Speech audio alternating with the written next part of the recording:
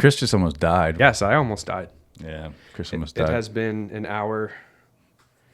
It's been like an hour and 45 minutes, and I'm starting to feel normal. That's stupid. You know what's funny is I kind of figured we were going to talk about this, and I was like, nah, I really don't want to like scare any members, but they won't hear this until after it's over with, and they'll have had their own experience with it. So, and I don't think that other people will have that experience. I don't know what just happened. I think I screwed up. I didn't follow my own game plan. And I also think, I don't know, I was like congested last night, and you can probably hear it right now. I'm like, not really, no. Nice, you're faking it. No, I'm not. I'm just like trying to make people feel bad for you. I got that. Going for sympathy. It's not as bad as like, sometimes when you do really, really. What did you do? The book behind you just fell. Sometimes when you do really, really hard conditioning things, you get like that cough. I have it. The black on like a very. Yeah, I have it on a very minor level right now, but I think that was the first time I've ever gotten that bad of a headache after doing something that was conditioning based, and that sucked. What did you do, Chris? So, also, like, I don't know if you caught wind of this, but I decided not to put it on. If you look at the slides, it's not up there. If you look at the program, it's not on there. So when we did the murderous mile, I was polite. I was polite, and I put it on the. It was on the PDF. It was on the slides. People knew it was coming. I talked about it in the weekly preview video. This time, I didn't talk. So Monday they get their, like, our members get a video that's like, you know, here's what's new in this case, week 4. Here's what's new in week 4. And on Monday I said absolutely nothing, right? I just said, you know, this week, like, here's our changes, but I said nothing about what was coming today. And then this morning there was, which there's not normally, outside of week 1, there's not like an intro video on each day of the program.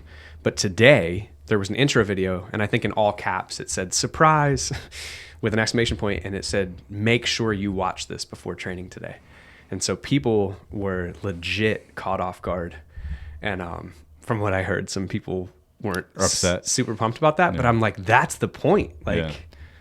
You have no idea what you're. It's like between, like, kind of a difference between voluntary hard and involuntary hard, you know. And you have voluntary erections and involuntary erections. See, there's like, 7th grade was a tough year. I'm going to say this, and then I'm going to get back on track. It's I didn't, you know, it's like when you're when you're in junior high, it's like it's you don't know when. Well, it's like you just I remember just getting boners for like yeah, right? dude. And I didn't know that was like I wasn't insecure about that whatsoever. Until they brought it up in health class. I was like, oh dang, up to that point, I think I was just like, it's a little uncomfortable, but whatever. And I'm pretty sure I just walked around I don't know. You had like a crotch arrow. And I remember they started talking about, like, you know, we know it can be embarrassing. I was like, should it be? Oh, man. Oof. Anyways, back on track. Just got a denim tent walking around bumping into people. And, you know, think back in that day, that's when it was like baggy jeans and everything were in. So there was room to... Plenty of room. Room to move. Plenty of room. No, but so today people were surprised with 1 mile on the Echo bike as fast as they could. So Thursday in this program, and really for this whole block, is endurance training. So it's low intensity, lower heart rate. But today what we did was we have 4 10-minute low intensity circuits. And so we were like, surprise, your first 10-minute circuit you're going to do as prescribed, but that's going to actually be a warm-up for, in the second 10 minutes, you're going to do a mile all out as fast as you can on the Echo bike. And then you'll take your time to recover from that. And then you'll finish out the class with, like, the remainder of that 10 minutes, like, get your life together. And then you can do a little bit of whatever your second circuit would have been, and then do your third circuit and your fourth circuit. And so, yeah, I don't know. I did it after high intensity continuous training, which I know Ronnie was like, I think that's why, but I think that was a good thing because I felt good at the end of that. Like, I mean, you would create some level of an oxygen debt doing it. Yeah. Because it's aerobic strength training. So, I mean, you'd have a lot of, I don't know. I mean, this is conjecture, but I think you could very well create an oxygen jet because your heart rate would be high for the majority of that workout. Yeah, it was 170s.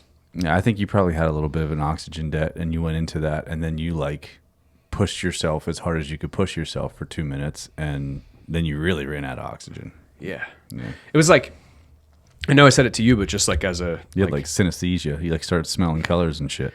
I mean, again, I know I already said this to you, but so since members will have done this and will be listening to this and they can maybe reflect on their own experience, I knew that you were filming me. And so number one, it was like no matter how bad you want to stop, you can't stop. That's not going to be on camera. I can't edit that. Helped me. Yeah. Yeah. But still, like that's I also like. I think like you could look at anything because I've done VO2 max intervals completely by myself, and I find my own mental game to be like, this is why you can't stop. That's how I like to do things like that. Yeah, I think no matter what you find it. But today it was like, well, Todd's filming you. Like, you're not going to let him have that footage to be like, look at Chris, he died on the bike today. I would make fun of you. That's fair. But I remember as I was getting towards the half mile. Well, let me go back. I said to you, like, I game planned this because I was like, well, let's look at the morning and let's see like what the fastest times were. And so as you were driving back from testing this morning, I'm sitting in the passenger seat and I'm typing it into a pace calculator and going like, all right, so that time so far was like, what I say, it was like 26 miles an hour. I'm like, all right, that's fast. Like, but how many miles an hour would it be to go a 2-minute mile? All right, well, that's 30 miles an hour. Okay, that's real fast. Like, maybe what I'll do is I'll try and go like a 27 or a 28, like 27 or 28 miles an hour for the first 3/4 of a mile. And then I will let it rip as hard as I absolutely can and see what happens. And so in my head, I was like, that's what I'm going to do. That's what I'm going to do. And I even said it to you right before I got on the bike. And then I got on the bike and I put on some, what is that band called? The song's called Vultures. I don't even remember what they're called. Hold on, I can look it up. But I put in my headphones, I put on a really good song, which, I don't know, music can make you abandon game plans. The band is called Wheel. Wheel? They're Scandinavian, I know that. So good. So good. Song's called Vultures by Wheel. And it builds in the beginning, and I was just sitting on the bike, like focused, kind of like bobbing my head because there's this build up, and right as like everything comes in, the drums and stuff, I was like, here we go. Like, we're going to go fast. And the whole game plan went out the window. But I was also during that buildup thinking, I'm saying I'm going to go 27, 28 miles an hour, but there's a little bit of a lag on the bike. I'm like, I don't know what 27, 28 feels like. So I'm just going to come out fast and then I'll back off from there. And it just all totally backfired because I came out fast and it was 31.6 or 31.8 by the time it like caught up, and I was like, and then I went, well, that doesn't feel like I thought 31 plus would feel. Like I can hold this.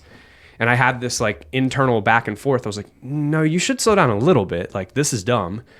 And so I dropped back. I was like, let's hold around 30, because you already, like, in my head, I'm telling myself, like, you already spent some time above that. So now if you can hold 30, you're going to come in under 2 minutes. And that's going to be real cool.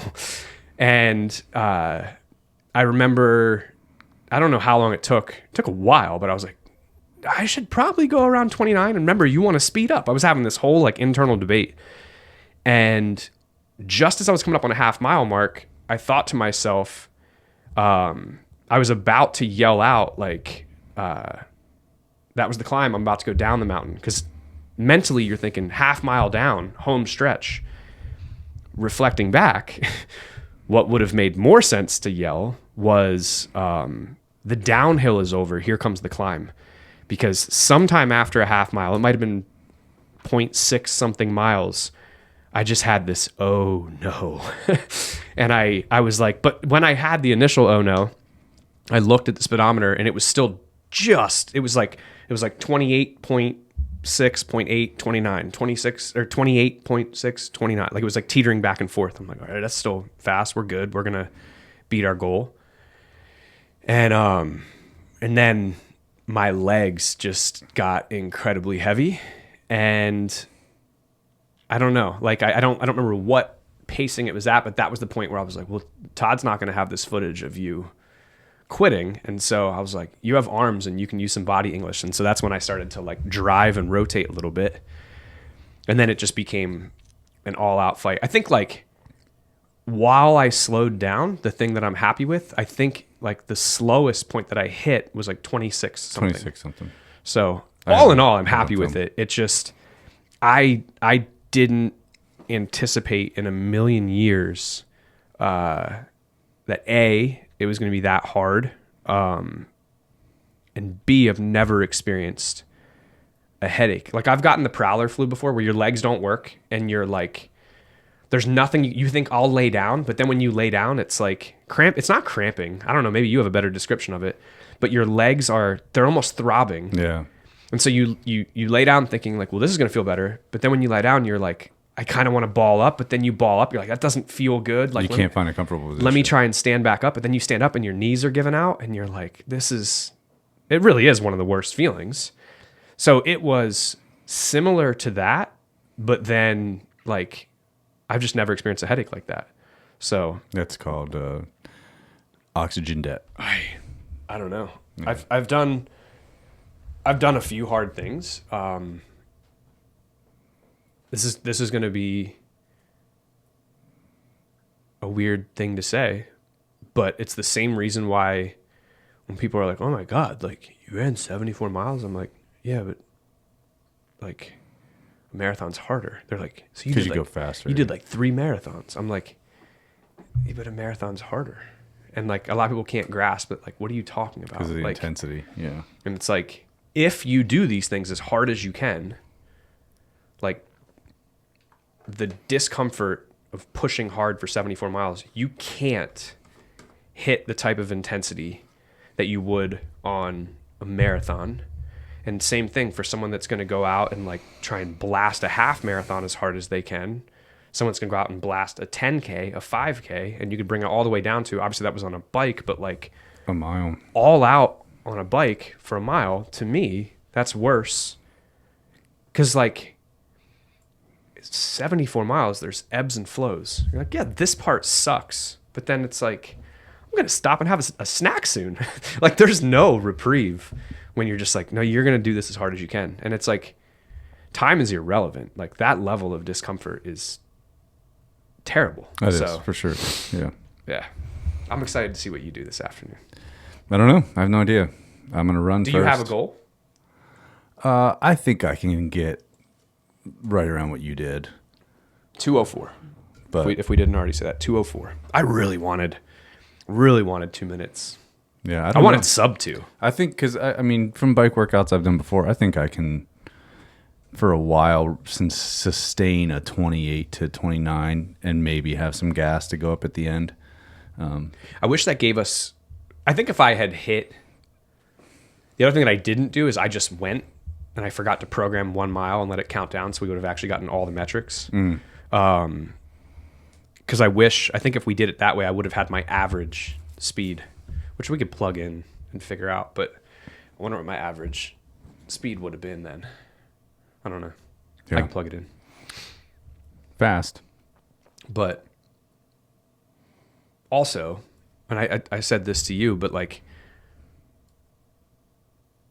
and it's kind of by design, because I said to you, like, should we do a different challenge? Like, because like this doesn't really fit the context of this program, and the rest of the year, all the challenges kind of fit outside of the Lex. All the challenges kind of fit the context of the program. This one doesn't. And then it was just like our back and forth was kind of like, no, like just let people do it. Let this one. And so that was also like why I was like, let's also let it be a surprise, because extra suck. But that's why I say, like, I genuinely believe if I trained for it, I could get that under 2 minutes. But to go from like 0 high intensity work to that, like, yeah, anyways. It's a lot of spice. Fun. Super fun. We got a question about heart rate zones and training, and that's what we're going to cover. So I'm going to find the... Oh, I wish. What? I want to know what my heart rate hit on that, but go ahead. I want to see if I can look this up. I'm going to find the question. And so one of our former members, the lovely Randy Dean, she's heiress to the Jimmy Dean sausage kingdom. That's not true. She wants to know about heart rate zones. What's the ideal zone for different types of training? and for what length of time in different zones, and thinking about things like strength, aerobic development, anaerobic development, and any others. And why is it so important to track your heart rate zones? So we are going to cover that to the best of our ability that we can do in an hour. We might have to do multiple episodes on this one, but we'll go as far as we can. Max heart rate 191. That's pretty high, buddy. That's high. Yeah, that's I have high. not touched that in a while. That's very high. So I like what you wrote out for this. Yeah. I think talk through that, but I also, what we just talked about, I think also frames up like where I was like, I want to riff on that. Like where I talked about like the difference between 74 miles being hard yet compared to 26.2 compared to 13.1, Depending on your intensity. Yeah.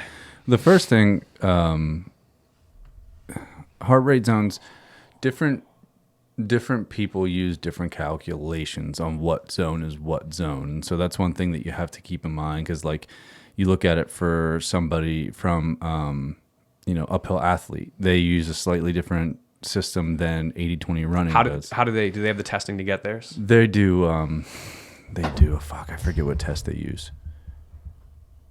Their test is slipping my mind right now. Okay. But, and then there's also like the actual way, the most scientific way to know which zone you're in is to do blood lactate tests while you're training. Yeah.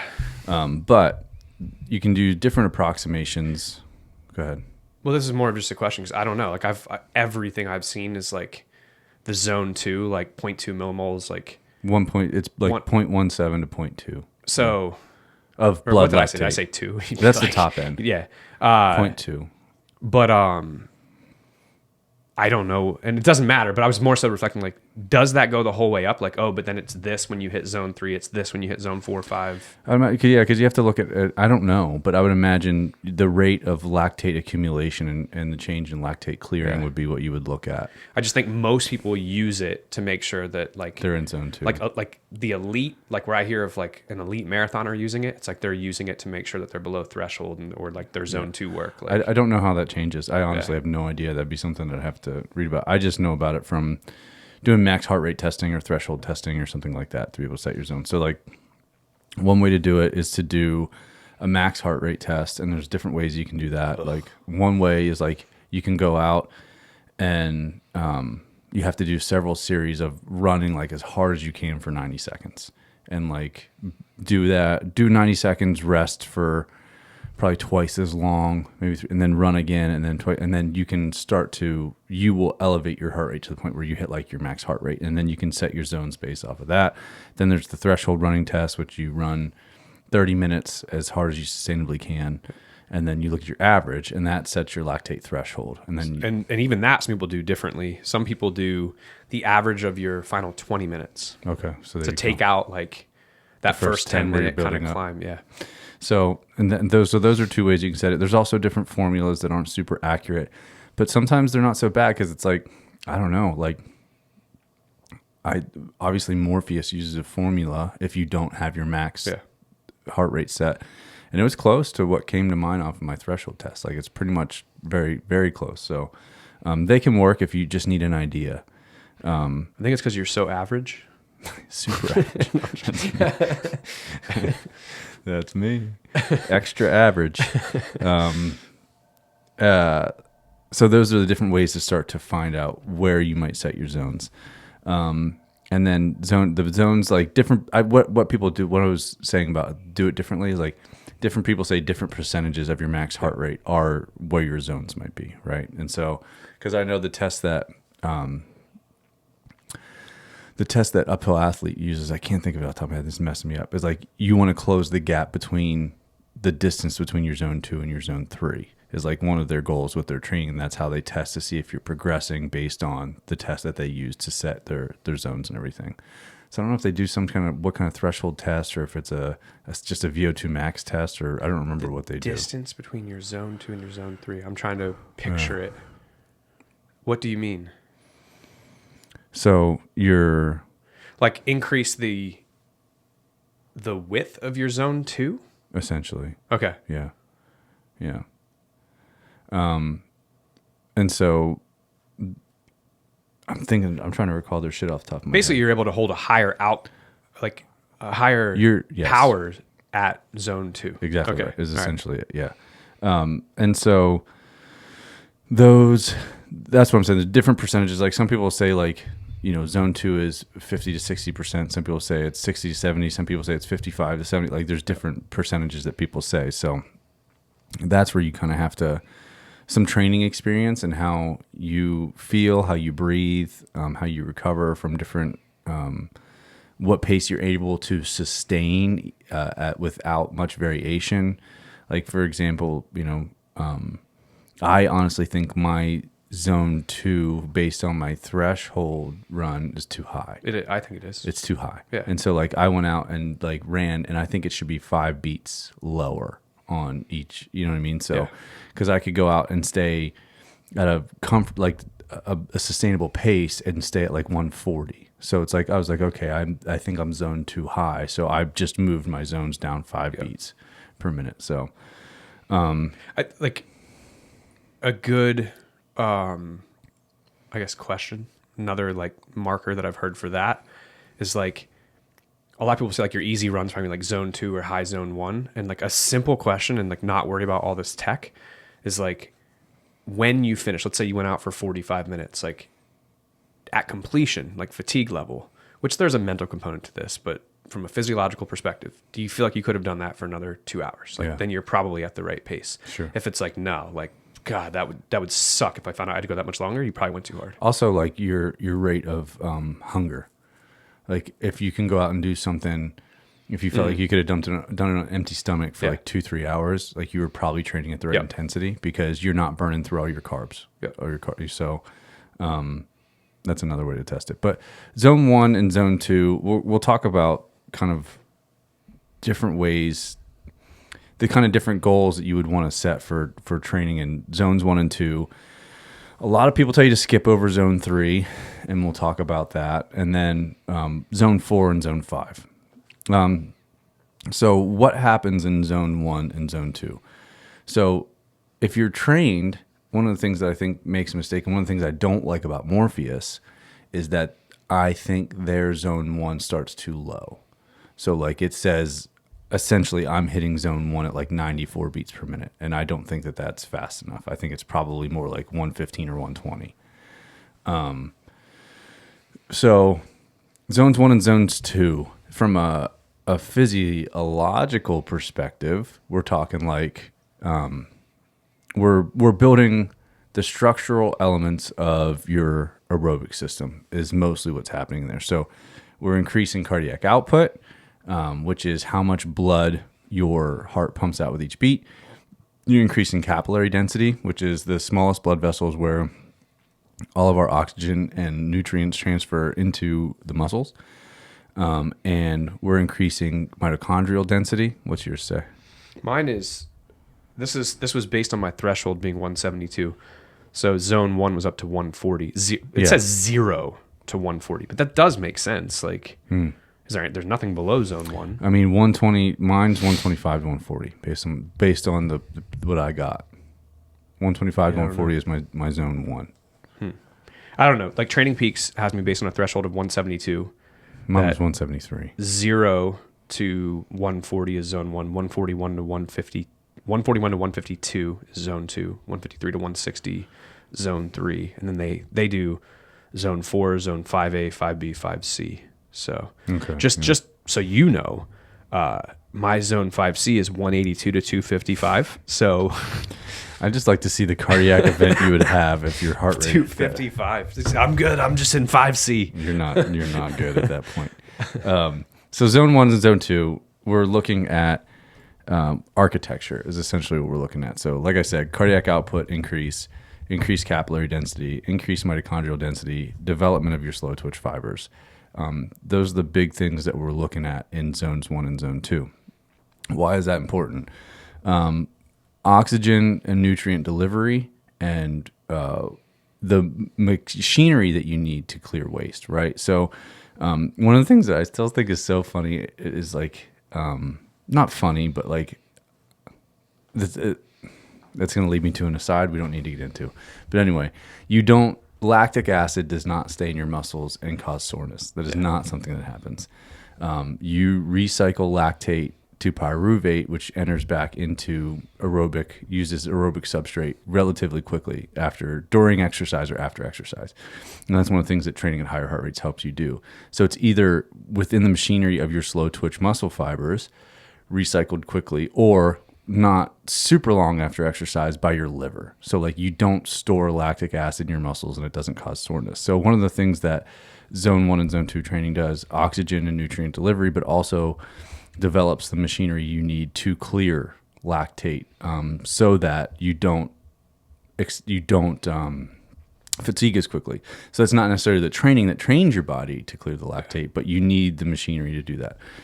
Also, like those structural adaptations are going to help you with recovery. So if you don't have the delivery system developed as well as you could, if you go out and do a hard workout, you won't recover as well, and you won't be able to repeat your effort as well because you just don't have the machinery to deliver fuel and oxygen as well as you should. And so that's mainly what we're doing in zone 1 and zone 2 physiologically. Is there anything you have to add to that?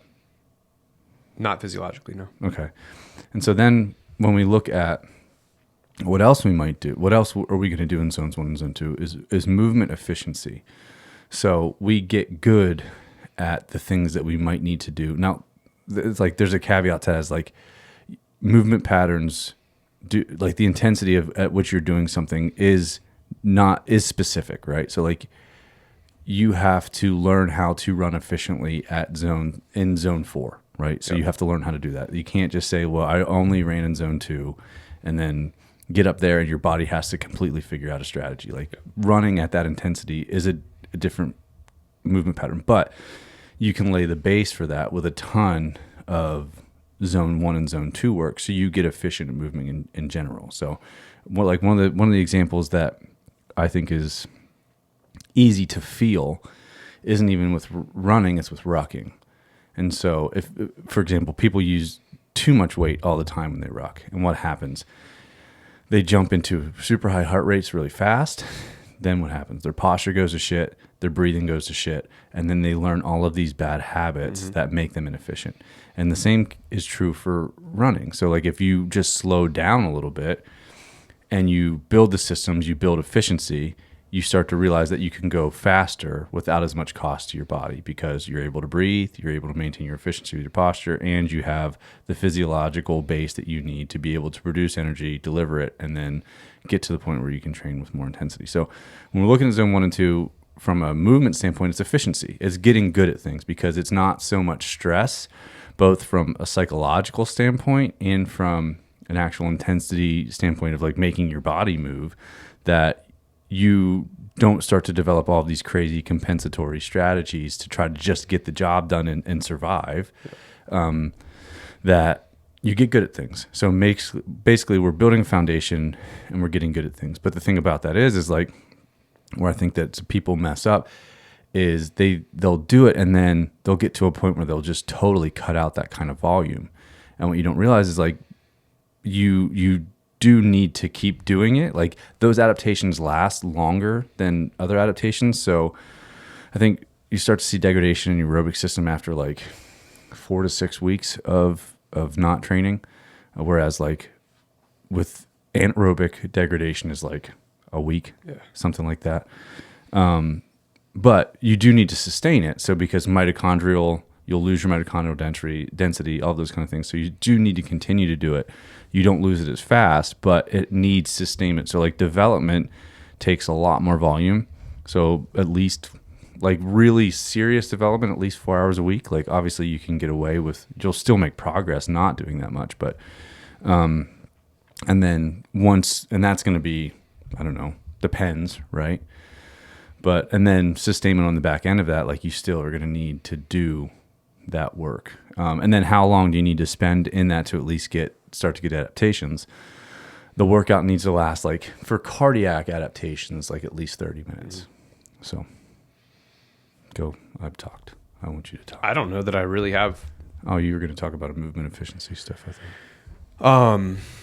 No, I don't know if I have much to add there. Like the part that I was interested to riff on is like what you wrote under mental. So I don't want to spoil that. Like if there are things you want to touch on before you go to it, I think you covered that really well. Let's talk about it now. So, I mean, from what I saw, like you sent over the note of zone one, zone two, from a mental standpoint, is getting over the boredom of it, which is the biggest thing that we hear at the gym with people like, well, I don't like those days because it's boring. Right. So I don't do it. But there's value in being bored. Sometimes being bored. And then you have in there zone 4 and up. Zone 4 and up about pushing through intense discomfort. Intense discomfort. My handwriting's terrible. But I think time is a factor on all of it, because if you go do zone 2 for long enough, at some point intense discomfort kicks in.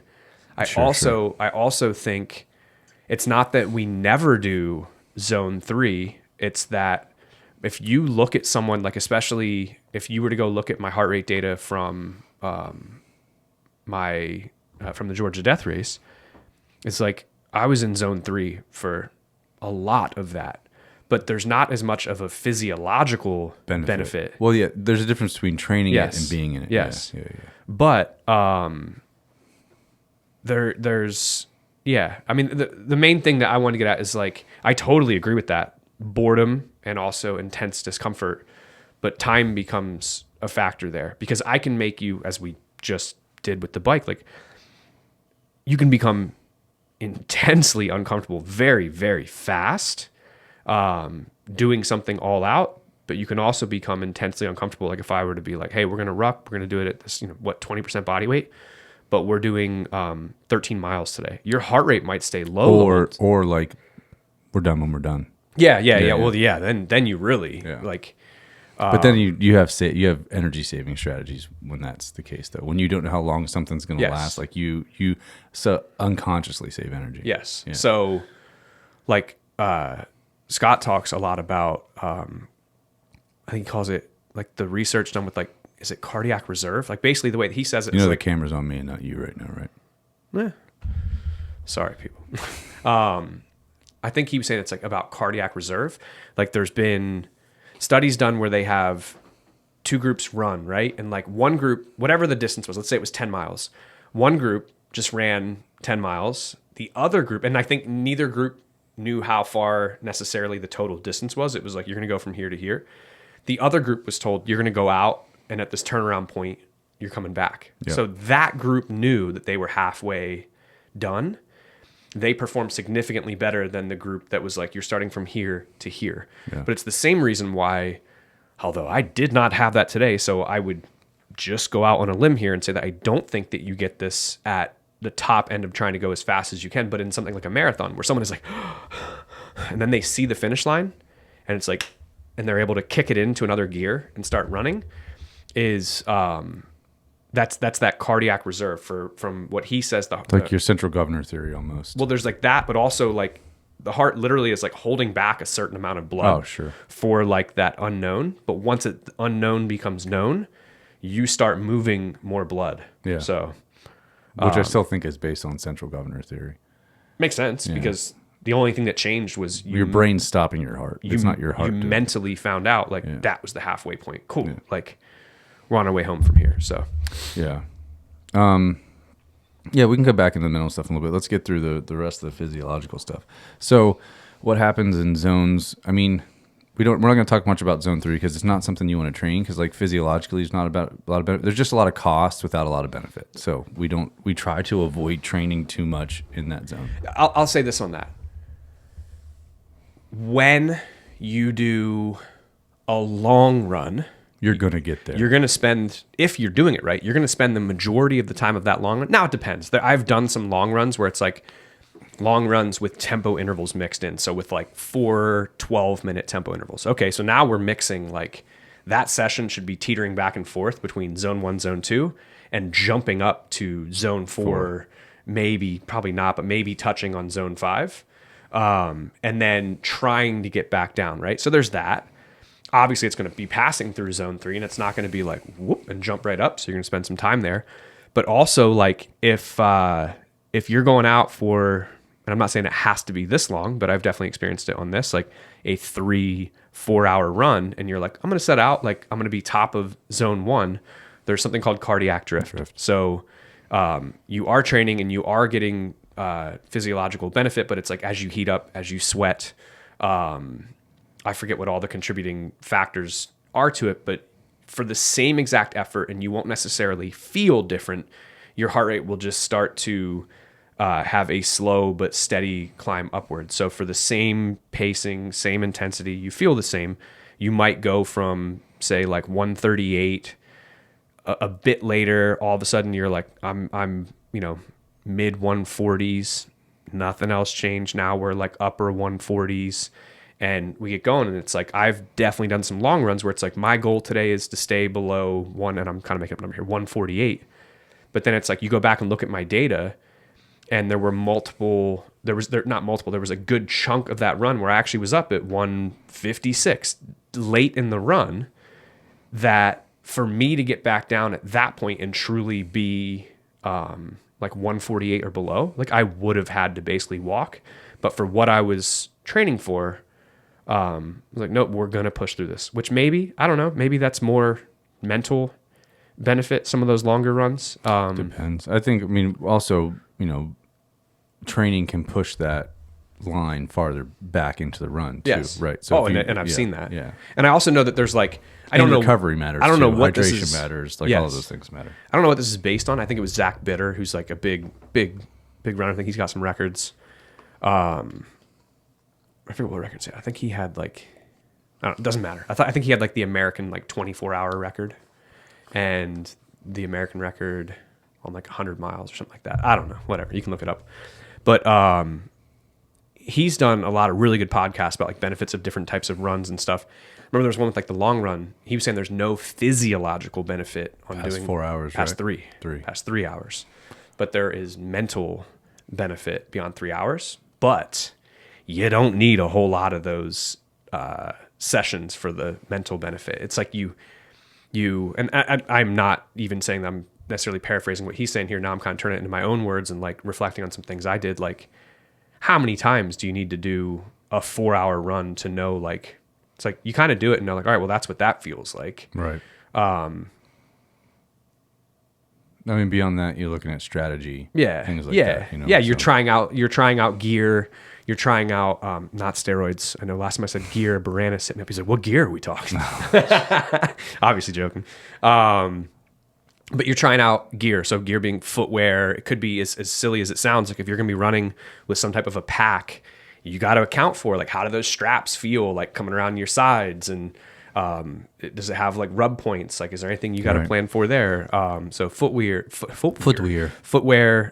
bag, nutrition, as ridiculous as it sounds, socks. If you're wearing like some type of, I would hope like some type of like compression shorts, like the race is not the day to be like, I got this new outfit, let's try this one. Like you should be trying all that stuff out on those really long runs. So yeah. So then if we look at the high intensity aerobic stuff, so we're looking at things and anaerobic, they're going to blend at this point, right? So that's one of the points is training at higher heart rates is going to push the influence of your anaerobic system back to help you stave off fatigue, right? Because when you stay in anaerobic, when that energy system dominates, you fatigue much more quickly. It produces energy much more quickly than your aerobic system does, but it also fatigues much more quickly. And so what you're trying to do is push that line back so that you can use more aerobic systems, more of your aerobic system at a higher heart rate. And so that's what we're mainly doing. So what do we do? What happens there? So these are more metabolic adaptations. So enzymatic activity, things like that. So what happens is, like mitochondrial enzymes increase. So that means that you can process substrate to make the energy system move faster. You can generate energy faster. And it also increases the rate which we talked about earlier. You can buffer lactate so that you don't fatigue as fast. And so that's really what's happening at the higher heart rate training. So, but like we talked about before, you could go out right now and do that kind of training and you're going to get a benefit. How much of a benefit is going to depend, because first of all, you're not going to be able to sustain the work as long.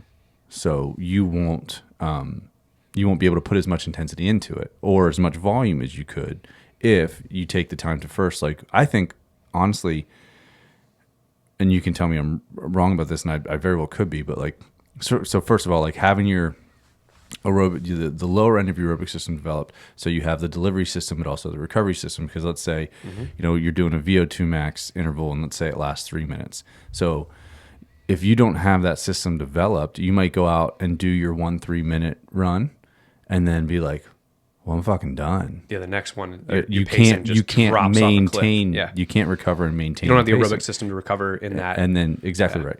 And then also, like, I think, like, actual contractility of your muscles matters. So, like, being able to be strong and generate intensity also matters. And then being able to sustain that. So that's one of the things why, when you gave the programming to me, and was that 2022 that you wanted me, that I started doing the first, and I wrote these first handful of blocks. Yes. Yeah. And one of the reasons that we started doing so much high intensity continuous training, we started doing fucking tempo training, all of this kind of stuff, is because you look at what it builds for you. So high intensity continuous training allows you to access fast twitch muscle fibers for way longer.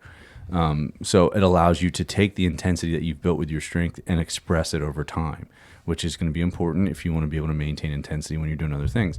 And then you look at tempo training, and that is mainly targeting, well, it's tough to just target one type of muscle fiber, but it hypertrophies slow twitch muscle fibers.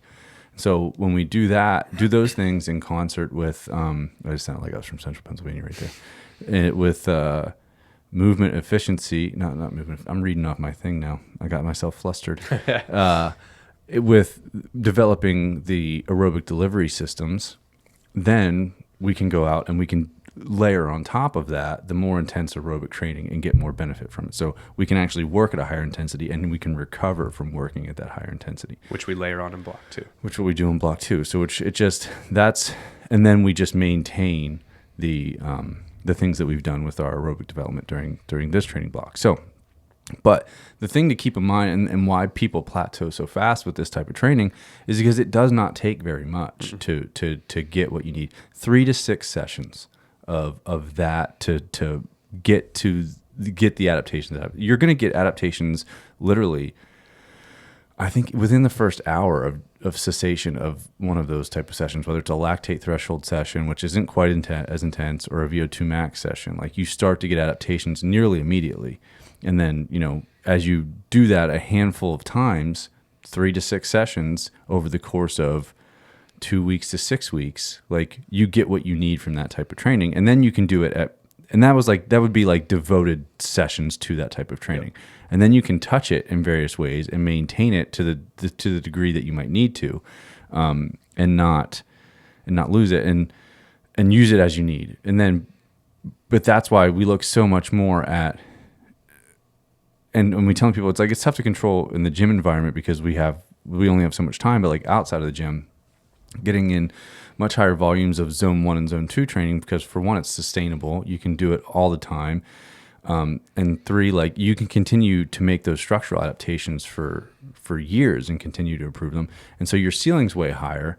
You can train more frequently, and training consistency and frequency and being able to maintain volume is what's going to get you more of your results, whether that's fitness, fat loss, whatever you can do and maintain a lot of volume over consistency, a consistent amount of time is what's going to get you results. And so that's why when we look at, if I was going to I hate the fucking questions where it's like, if you could only do one thing for the rest of your life, what would it be? It's like, it's such an ignorant question. But like, if you had if people just lifted weights and did zone 2, yeah, like they'll be fucking fantastic. And to put like a why on that is, I can say first, is that a dog? Is the neighbor's dog? I think it's the neighbor's dog. For a minute, I thought it was the table moving when you put your arms on it. No, I think they have a little dog over there. So using running intervals. So like, when I didn't work with the coach to get ready for the 50 miler I was supposed to do in November, is this time I looked at it and was like, I number one, never stopped training between the two. I kept a high, not super high, but I kept a good base of just low aerobic training going. And so everything you just talked about, and I went into it going like, once I actually started my training block of like, I don't need as much high intensity work as the coach I was working with was giving me. And I have the data from all the workouts to show it. It's like, I went, I like to do 3-week builds, 1-week drop off, but I knew I had that fishing trip coming up. So I did I think I did like a 4-week build. I think I did a Like 4-week build. Yeah. A 4-week build of all low intensity, but I kept stretching the duration. And then I knew I was going fishing, was going to be on a boat for like hours and hours a day. So I was like, I might run. I don't care if I do. Maybe I do. Maybe I don't. So I'll have a deload that week. And then when I come back, I'll walk from highest intensity to lowest intensity. But the difference was that my coach was having me hit those things twice a week. So if I was in a VO2 max block, I don't remember the days, but like let's say he had me do VO2 max intervals on Monday and Thursday. And I remember just being like, that smoked me. And I'm like, I know that I would feel the effects from the first week. I would already feel in my long run on Friday that I would go, well, wow, I can run at either the same paces with a lower heart rate as the week prior in my long run, or I can run same heart rate faster, same terrain. And I'm like, that's cool. But I'm like, did I need 2 hits? Because I also am like, man, like this is beating the crap out of me. I don't think so. So what I did was I went like, let's mix modes. And I used every Monday of that whole train up, except for deload weeks after the first build, was I would do steady state training, which like steady state is fast. It's so basically it was like VO2 max coming down, VO2 max, tempo, steady state, and then easy runs basically. So Right. steady state is like you're pushing, but like it's like So what would your heart rate have been? you can at hold it during for a those? while. I think it maybe got into like for the majority 160s, but it maybe So you're got getting close to like lactate threshold. maybe training. touched 170 a little bit. But what I remember is like so I would do that. So it's like now we're touching some intensity on Monday, and then I would do my VO2 max on Thursday. And so now I'm not bringing fatigue from Monday's VO2 max session into Thursday's VO2 max session. I touch some intensity that this could be placebo, but like I felt like there was some benefit that I already felt on Thursday's VO2 max intervals. And then from week 1 to week 2, it's like VO2 max intervals always suck. There's like a psychological component where you're like, I don't want to do this. Sure. But I remember this time around going like, I don't hurt. And man, week 2, like look how much faster those were. Week 3, look how much faster those were. And then I deloaded. And then I went from VO2 max, I just walked it down. The next block, I had a deload week, so that was week 4. Then the next block or phase, whatever we want to call it, of training was still steady state on Monday. And on Thursday, instead of VO2 max, I did tempo intervals. And I remember the first one, like I died. And I don't think it was a nutrition thing, whatever. It was just like, it's been a while since I held, I think I was doing 12-minute intervals. And they're not that much slower than a VO2 max. Obviously they're slower, but they're still like, I think it's pretty much hardest sustainable pace for 12 minutes, which, so from a heart rate perspective, as that time goes on, it's not far off from VO2 max. Obviously the pacing isn't as fast, but it hurts. And I remember being like, maybe I screwed up. Maybe the way my coach did this was better, whatever, right? But then week 2 was 15-minute. It was 12-minute intervals in week 1, 15-minute intervals in week 2. And I was like freaked out going into it. And I already felt, and like I ran faster times than I did on the 12s with better recoveries. And I didn't shit the bed at all. And then week 3, I forget what I did to intensify again. It went absolutely great. Then I deloaded. And yeah, it's just like... Well, that's the thing is like, are you... And I shortened the whole... Well, let me just say this. Like where I was going with it originally is like, I didn't have to have that crazy of a train up. I started that in July. So it was like July I did the build. Like August, which really started in like the second week of August, I did the VO2 max intervals. So then into September, I did the tempo intervals. And then October, now it was like my mountain intensification. So I don't need a high intensity day, that's where I started to go, okay, now we're going to get into Mountain running. hills. Yeah. And I don't need to interval it because those are just in the mountains. Like, here's a big hill, now we're on a downhill. Like, so it's just built in. I don't need, and I would try and I would still do my every single phase. I would do my steady state progression on Mondays, and then it was all easy. Tuesday, I would actually only do that whole train up until the very final month. Every Tuesday was low impact conditioning in the gym, like easy aerobic efforts. Then Wednesday, I would do an easy run outside. Thursday, I would do an easy run outside. And then I would do my long runs. I was doing back to back is what I did in that phase. So I would do, instead of where my coach sometimes would be like, you're doing 5 hours today. I reflected on what Zach Bitter said of like, there's really no physiological benefit to doing more than 3. I was like, okay, so let's do back to back. And there was only 1 week where it was like 3 hours on a Friday and then turn around. And I think I did 2.5 on a Saturday. But for the most part, it was like, let's do 2 hours, or 2.5 hours on a Friday. Like, I think the beginning of that build was like 2.5 hours on a Friday and like 90 minutes on Saturday. Yeah. So it's like, you're at 4 hours, which would have been, the way my coach did it, would have been 3 hours on Friday and an hour on Saturday. And so I just kind of doubled things up. And then I kept Saturdays steady, built Fridays. And then the very last week of that build, my Friday, I think, was 3. And then Saturday was another 2.5 or something. So it was like I finally hit like 5.5 hours. Or maybe I did it where I hit 6. It was 3 and 3, but whatever. And it was like, but so in total, it was July, August, September, October. It was only 4 months, which I guess some people would be like, that's a long time. But it's not that long to really like intensify and get ready for a 50 miler. But the only reason I was able to do that is because that was 1 year of consistently doing low intensity work. Of course, I had high intensity work getting ready for Georgia Death Race. But the aerobic foundation that I had, like, I think the best visual that I've seen on this is picture a bell curve, right? When your power increases in zone 1 and zone 2, it's a sliding scale. Right. It's not like, well, now my power is equal to zone 3's. No, all of those Shift. You need to go train Yes. your ability to remove those waste products, but you are more powerful there as well. And so now those like just little kisses that I was doing on Thursday, you train your ability to remove those waste products, which is why you go like, well, why did week 1 of each of those hurt so bad? It's like, this is my like dumbed down of like, it's just your body going like, shit. Yeah. But then it's like week 2, it's like, we're ready, Yeah. Where you gained the adaptations already for one. Yeah. Yeah. But you don't need in total. So if we really think about that, because the steady state progressions were 220, the Monday ones, every single phase were 2 25-minute intervals. Week 2 was 2 30-minute intervals. And there's like easy stuff on the front end, the back end, and some recoveries, but still. And then it was 1 40-minute interval.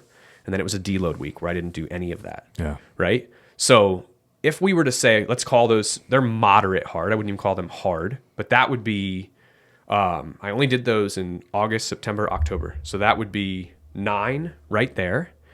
And then I did, it'd be the same with all the VO2 max and everything. I only touched 9. So I did a total of 18. I wouldn't even call all of those high intensity. I did a total of 18 higher. I did a total of 18 workouts that were above like an easy effort. Because my long runs, I still was like, I'm doing these at an easy effort, with the exception of maybe like the final. So thinking through it, maybe 20 total sessions that were harder than easy in 17 weeks. Well, and think about that over time though too, because especially one of the delineations we should probably make is there's a difference between training for something for performance and training for your health. Yes. And so those are different things.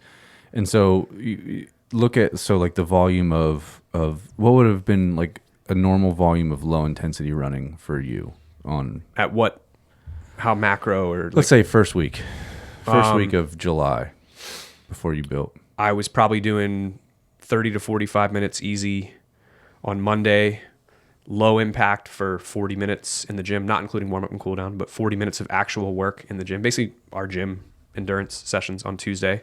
Wednesday would have been another 30 to 45 minutes easy. Thursday, another 30 to 45 minutes easy. And then Friday, 60 to 90. I think week 1, it was just 60. Okay. So that's, And then Saturday would have been 60.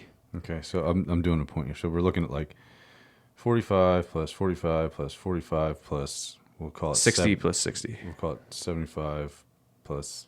Yeah, 75 plus 60. So that's 270 minutes divided by 60. It's 4.5 hours. 4.5 hours. And then Right. I did not do a crazy walk up. I think I kept, by the very end of that, I'd have to go back. I have everything tracked. It's all in threads, actually. Like I stopped using threads afterwards. The thing is, the point that I'm trying to make is like, and you made progress up to being able to do the high intensity stuff.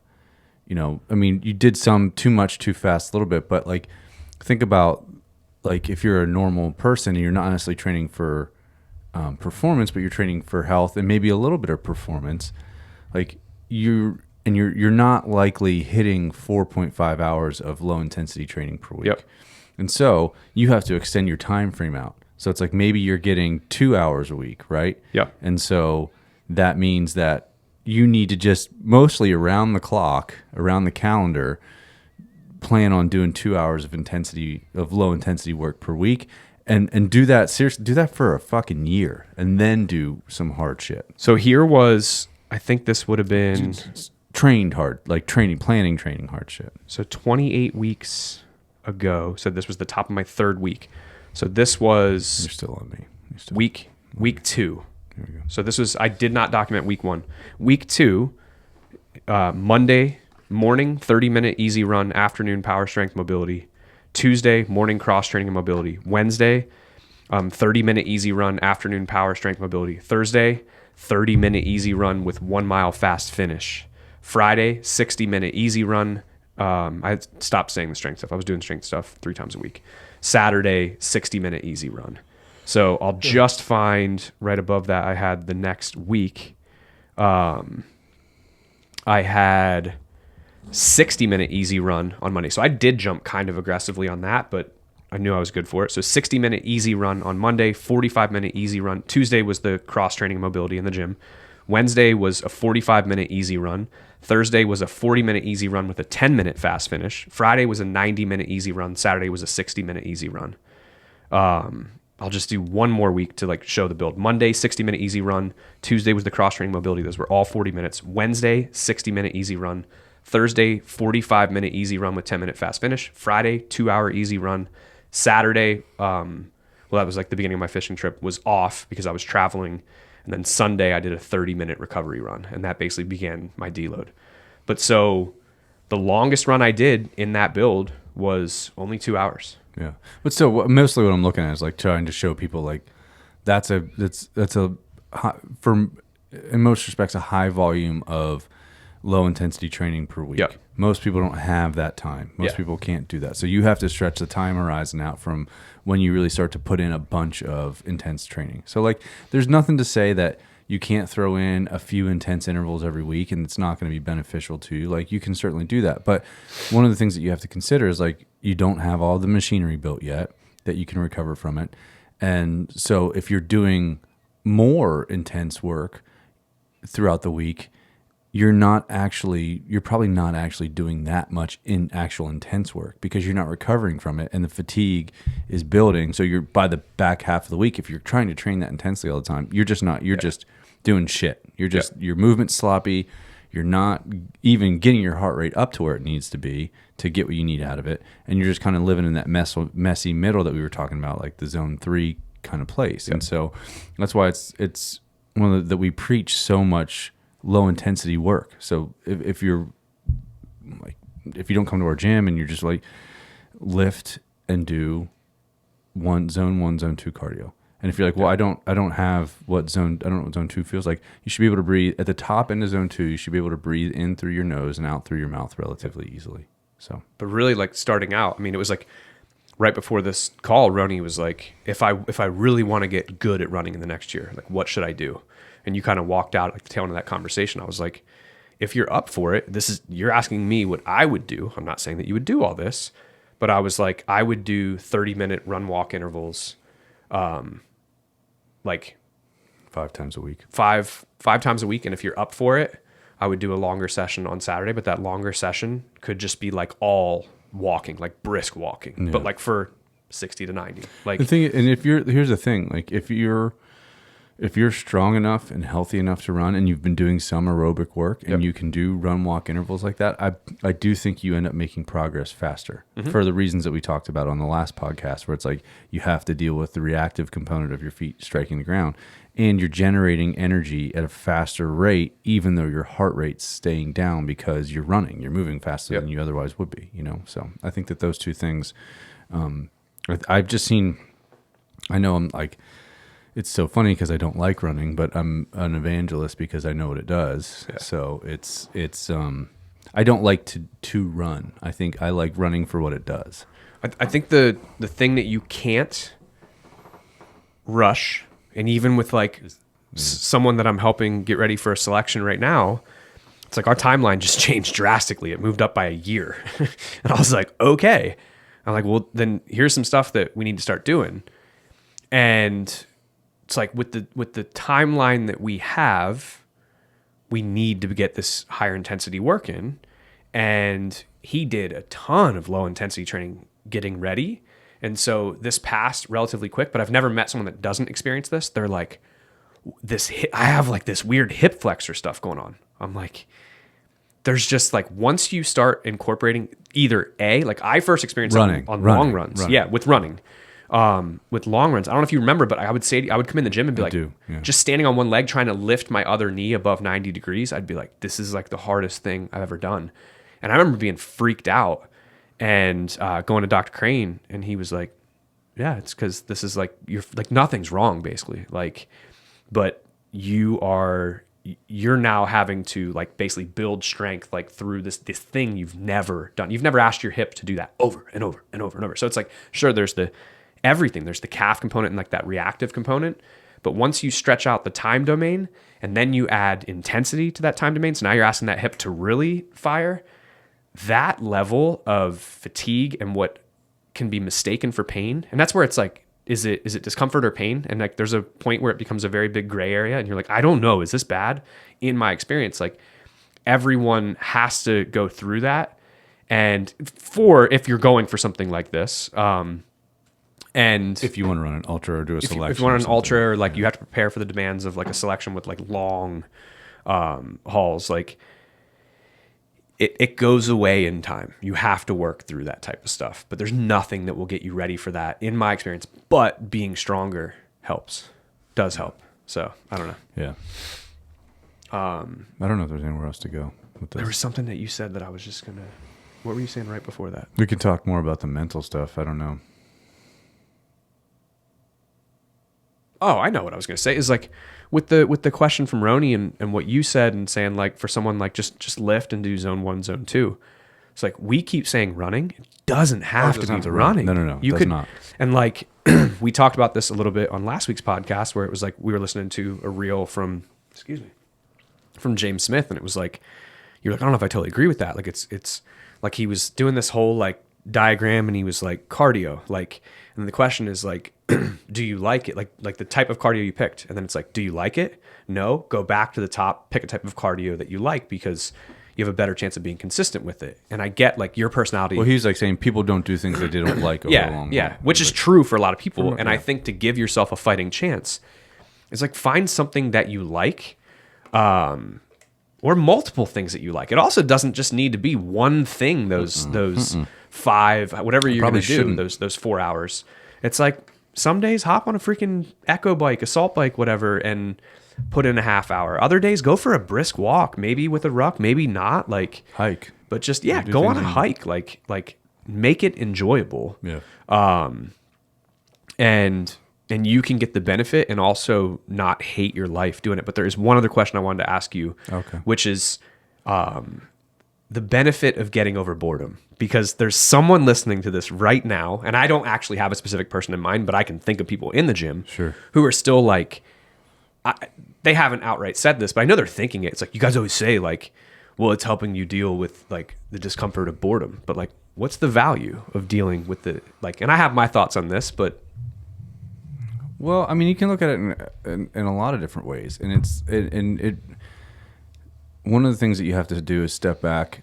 Jesus Christ, we're both getting phone calls. Is step back and take a look at what you value, and that's the foundation for everything.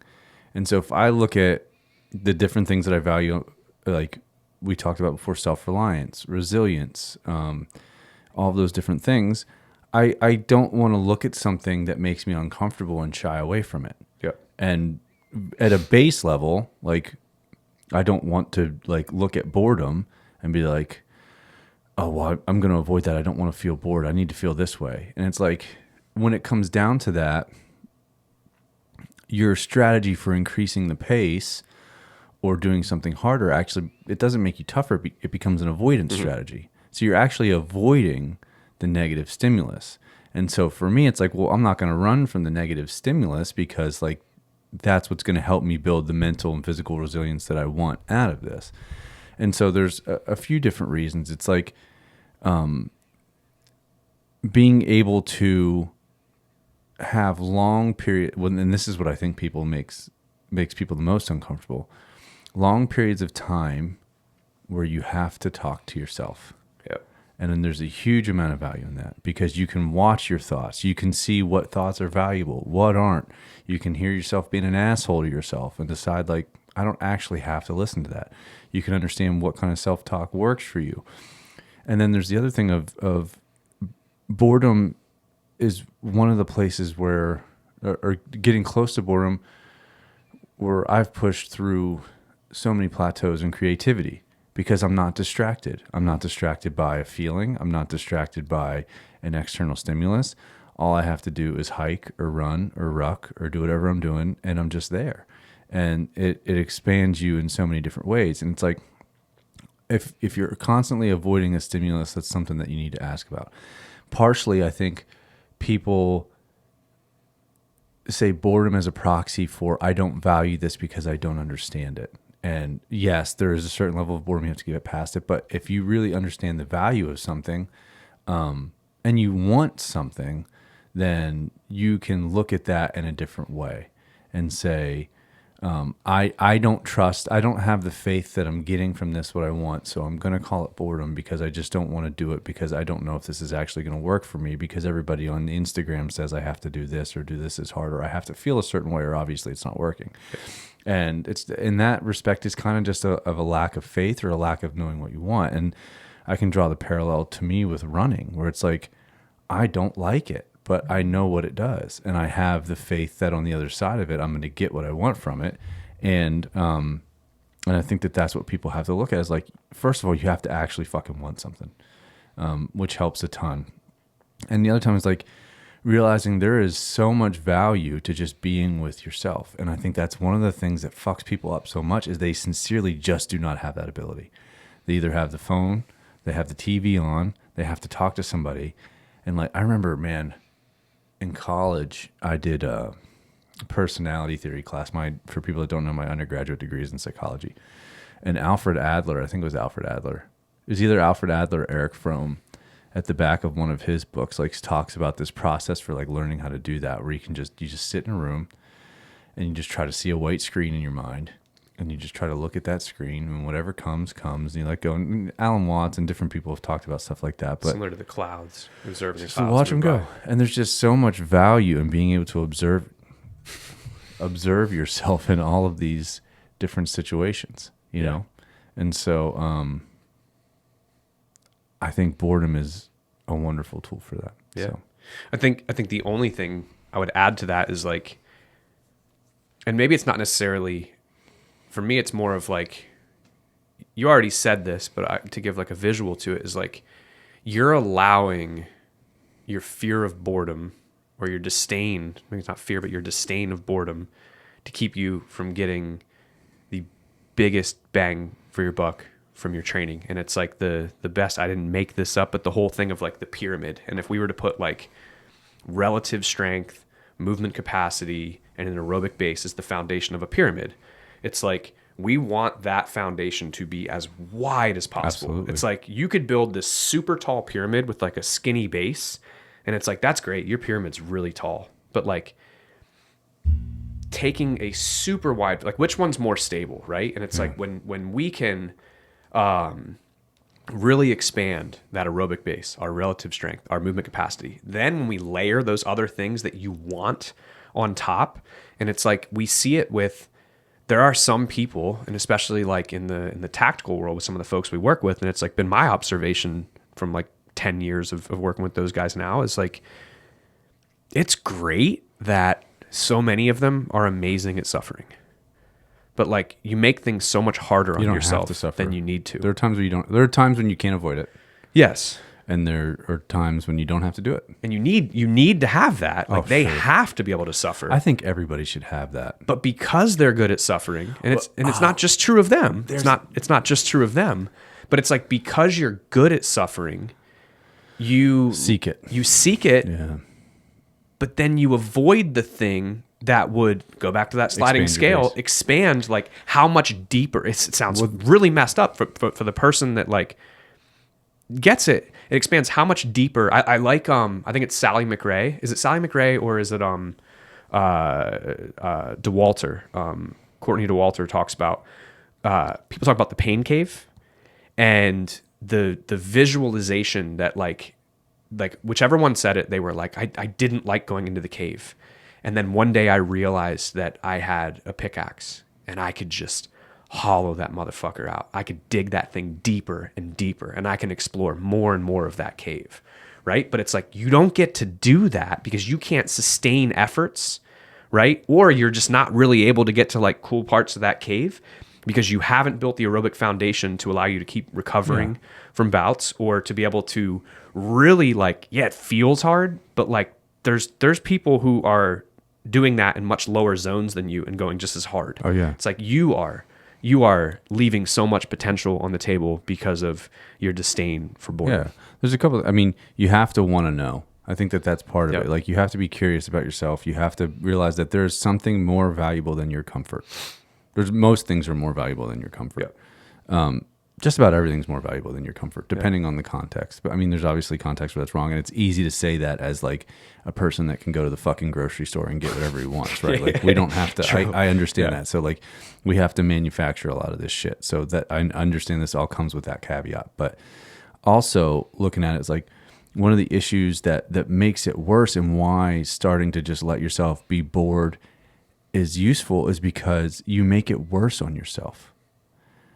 Like one of the biggest one of the things that makes you actually suffer more is wanting to be somewhere else doing something other than what you're doing.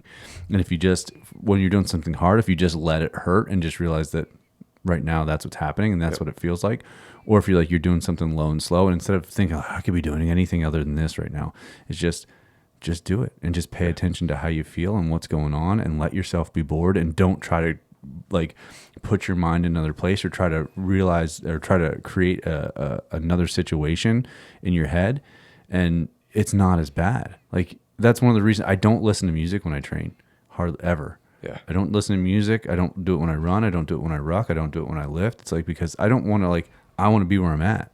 Yeah. And it's like I'm not trying to be a hardo David Goggins or anything. It's like, I just want to fucking pay attention. Yeah. And it just like, it alleviates a lot of that kind of shit. Yeah. I have two final thoughts, and the first one isn't like fully formed in my head, but just it's like the whole thing of like, just because it feels hard doesn't mean it's more beneficial. Just because it feels harder doesn't mean it's more beneficial. For sure. 1,000,000%. Some of the biggest benefits and things that, and I think it also could be, someone could be like, well, I don't disdain it and I don't fear it. I think it's bullshit. It's like, try it for an extended period of time. Ignorance, though. Yeah, but try it for an extended period of time and see. Like, just because it feels harder doesn't mean it's more beneficial. And learn with too many exposures. Yeah, with too many exposures, like it's definitely not. That's more beneficial. What I'm fucking getting, man. Like, I mean, I think everyone that consistently listens to this podcast or knows this knows that I have another business called Human Predator Pack Mule, and I train hunters. Yep. And dude, what I'm like, everybody, and there's this other business that's very popular in that space called Mountain Tough. Yeah. And people do it for like a year, maybe 18 months, maybe 6 months, somewhere in that 6 to 18 month, and they're like, oh my God, what happens? Yep. I plateau or I get fucking hurt. Yep. And it's like, just because it's fucking miserable and hard doesn't mean it's beneficial. It Yeah. does not mean that. It does not correlate unless you have a specific plan for it. The last thing I want to do, and it's just because... Oh, my handwriting's terrible. Well, no. I'm not making fun of you at all here. I think that we kept referring to notes. And so I said that we were going to start preparing for podcast more. This isn't a joke. I'm being 100% sincere right now. I said we're going to start preparing for podcast more. And like, I personally really dug today's podcast. We pretty much rolled into this with next to no plan. Like this morning you showed me that Randy submitted that question. I was like, yeah, let's riff on it. And if you're like, all right, well, like Todd went into the depths of like the science and like different things here. And you're like, well, he was reading off notes. Cause at one point he said that, like I was reading my notes. I screwed myself up. Do you have it on the right camera? You don't have it on the I don't have it on the right camera. I need it on this camera. This is all that the notes were. Like, it doesn't matter if you can read what that says or not, because now I will make fun of him. I promise you can't read what it says because of his handwriting. But that was just riffing on that kind of stuff. So I love how much Todd knows about this kind of stuff, how much you know about this kind of stuff. And it's cool to be able to have a back and forth on that. And like, I don't know, it's just like, we've evolved a lot in this sense, and I'm excited to see where it keeps going. Yeah, me too, buddy. Thank you. I'm done now, though.